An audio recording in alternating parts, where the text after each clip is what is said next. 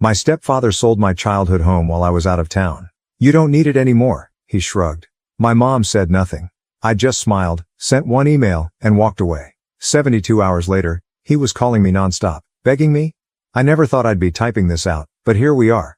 This happened last week, and I'm still processing everything. Some background. My dad passed away 5 years ago, leaving our family home to my mom and me jointly. It's not fancy, just a 3-bedroom ranch-style house with a big basement where Dad had his woodworking workshop. That workshop was where I spent most of my weekends growing up, learning how to build things with my hands. My mom remarried 3 years ago to Dante. He's always been pushing for them to upgrade their lifestyle, whatever that means. Our house isn't in some upscale neighborhood. It's a solid middle-class area where most people have lived for decades. Mrs. Rodriguez next door has been bringing us tamales every Christmas since I was 10. Mr. Chen across the street still uses Dad's old workbench we gave him. I've been paying half the property taxes and maintenance since Dad passed. It wasn't much, but it was my way of keeping his memory alive. I'd come over weekends to fix things up, work on projects in the workshop, or just hang out with Mom. My sister Jasmine would join sometimes when she wasn't busy with college. Last week, I was away for a work trip. Nothing special, just some meetings in Chicago. I'd been texting Mom daily like usual, but her responses were shorter than normal. I figured she was just busy with her book club or something. I got back yesterday, pulled into the driveway, and there was a moving truck parked outside. At first, I thought Mom was finally getting rid of some old furniture. She'd been talking about decluttering. Then I saw the sold sign in the front yard. Walking inside felt like stepping into some alternate reality. There were strangers in our living room, measuring windows for curtains. Dante was showing them around like some budget HGTV host. Mom was sitting at the kitchen table, staring into a cup of coffee like it held all the answers. "Oh hey," Dante said like this was totally normal. "Didn't expect you back so soon. We're just wrapping up some final details with the buyers." I stood there, keys still in hand. "What buyers?" "We got a great offer," he shrugged, still playing realtor. "Market's hot right now. You don't need this place anymore, right? You've got your own place." My own place is a 1-bedroom apartment because I've been saving up to eventually buy out Mom's share of the house, something I'd mentioned multiple times. I looked at Mom. She wouldn't meet my eyes. "The workshop," I started. "Already donated everything to Habitat for Humanity," Dante cut in. "They picked it up yesterday. Good cause, right? That workshop had every tool my dad had collected over 30 years. The workbench where he taught me to build my first birdhouse. The lathe he used to make Mom's favorite rolling pin. All gone." I walked down to the basement. Empty. Just concrete floors and bare walls where pegboards used to hang. Dad's old radio still sat in the corner, covered in sawdust. They hadn't donated that yet, I guess. Probably thought it was too old to be worth anything. I picked up the radio, tucked it under my arm, and walked back upstairs. Mom finally looked at me. "Seth, honey," she started. "It's fine," I said. And weirdly, I meant it. Because in that moment, everything became crystal clear. I smiled, actually smiled, and walked out. Grabbed my phone in the driveway and sent one email I'd been saving as a draft for months. Didn't even look back to see if they were watching from the window. My sister called an hour later. "Tell me you're going to do something about this," she said. "Already done," I replied, plugging in Dad's old radio on my kitchen counter. "Just wait. Dante's been calling non-stop since this morning. I'm letting it go to voicemail. Each message sounds more desperate than the last." Mom texted asking what the email was about. I haven't replied yet. They have no idea what they just set in motion. Updates to follow. Update 1. Thanks for all the support and advice. A lot has happened in the last 48 hours, so buckle up. Remember how I mentioned that email I sent? Well, it was to our family lawyer. Not for legal action, just documentation. See, I've been keeping receipts. Every property tax payment, every maintenance bill, every repair cost for the last 5 years. But that's not all. The morning after my last post, I woke up to 12 missed calls from Dante and a bunch of texts from Mom saying we need to talk as a family. Sure, now they want to talk. I took my time responding, had my coffee, and watched some YouTube videos about deck restoration. More on that later.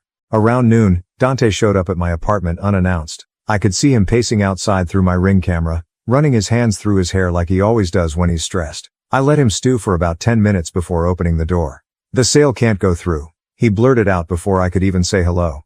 "The title company called. They're saying there's some problem with the paperwork." I leaned against the doorframe. "Oh? Cut the act," he snapped. "What did you do?" I pulled out my phone and showed him the property deed. Joint ownership, clear as day. His face went from red to white so fast it was almost funny. "You can't sell a house without all owners signing off," I said. "Basic real estate stuff. Aren't you supposed to know that?" He started yelling about how I was ruining everything. How he had plans, how the buyers were threatening to walk. I just kept scrolling through TikTok while he ranted. Finally, he stopped to catch his breath. You done?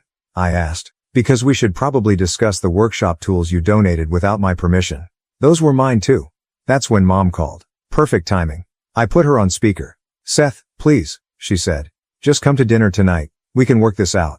Dante jumped in. Your mother's upset. Is that what you want?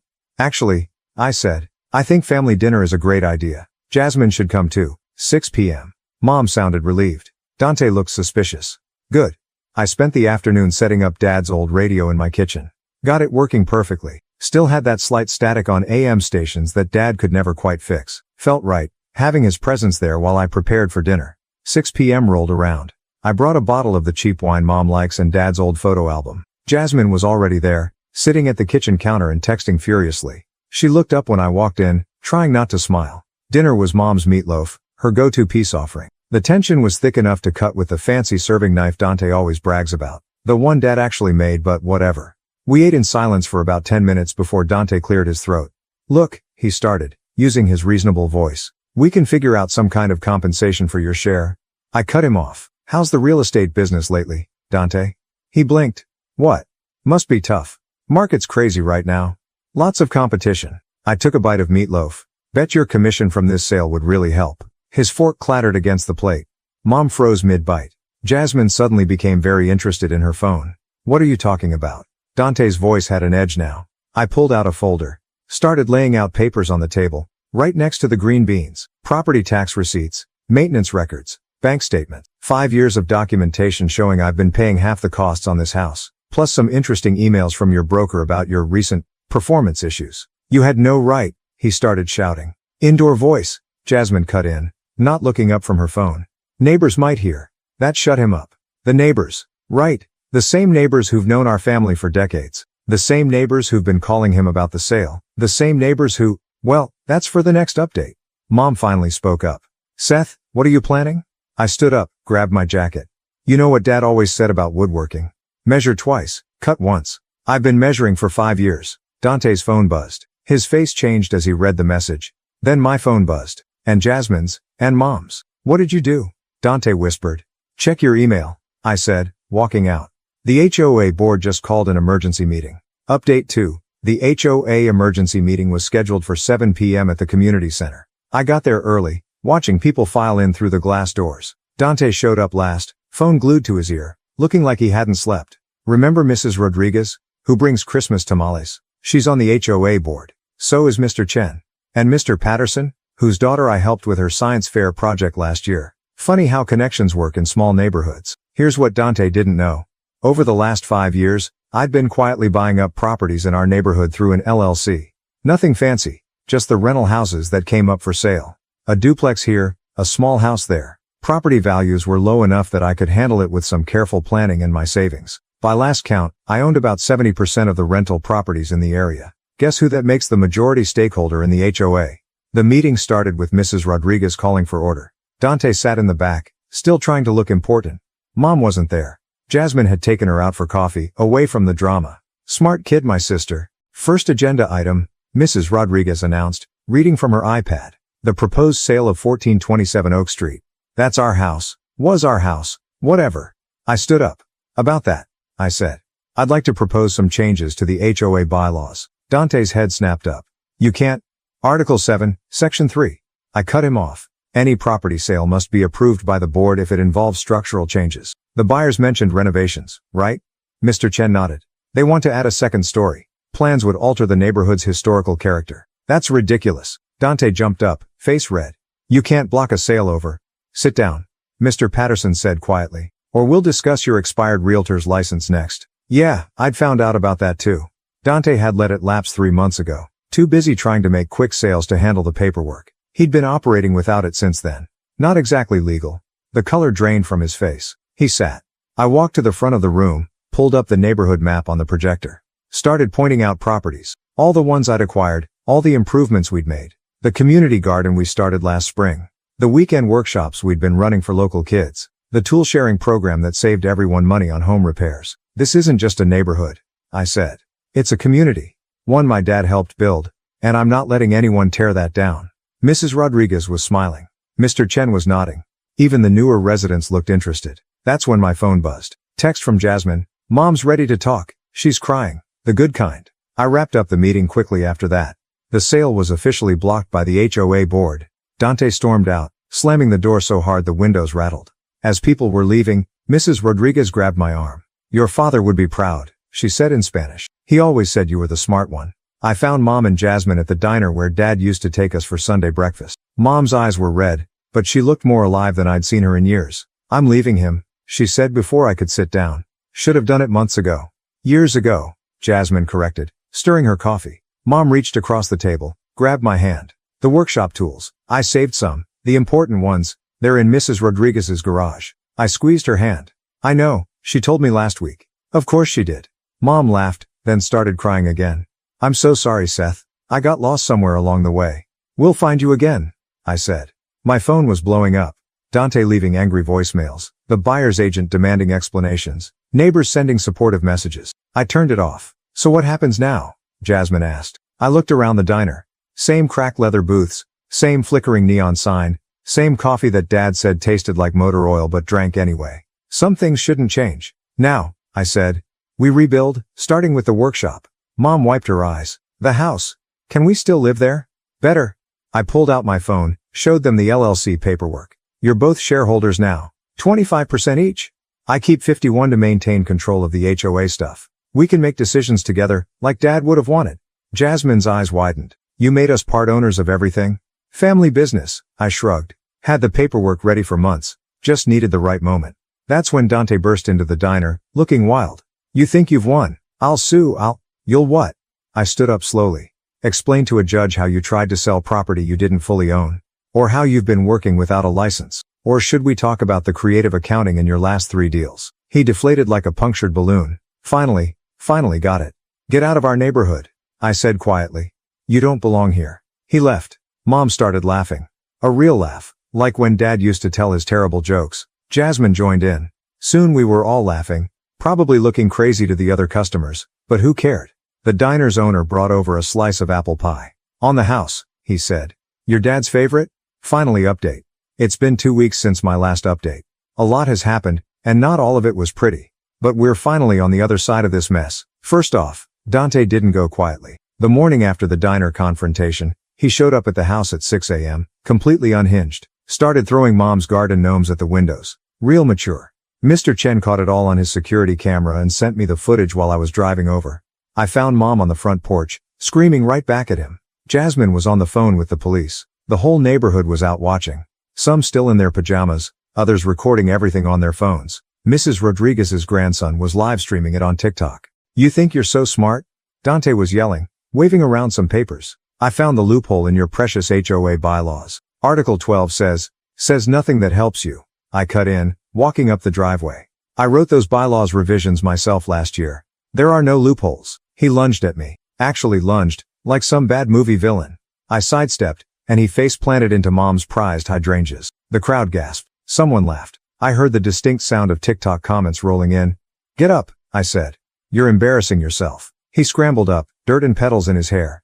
This isn't over. I've got friends in the city council. Had friends? Mom interrupted. I called Karen last night. You know, your golf buddy's wife. Told her everything.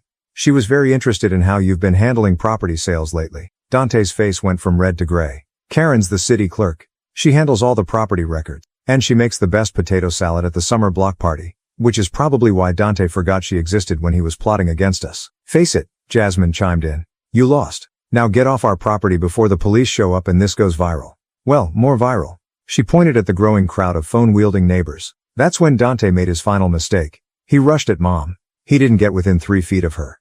Mr. Patterson, the former high school wrestling coach, had him in a hold before anyone could blink. Dante squealed like a stuck pig, dropping his papers everywhere. The police arrived to find our stepfather pinned to the ground by a 65-year-old man while the entire neighborhood filmed it.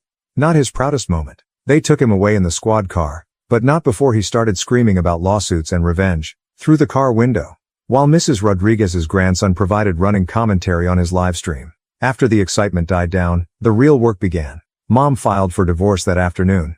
The workshop tools came out of hiding. Turns out nearly everyone on the block had been storing pieces for us. Mr. Chen had Dad's lathe in his garage. The Pattersons kept the hand planes in their attic. Even old Mr. Wilson, who never leaves his house, had been guarding Dad's favorite workbench in his basement. We spent the weekend putting the workshop back together. The whole neighborhood helped. Kids were running extension cords, teenagers were organizing tools, adults were installing new shelving. Someone ordered pizza.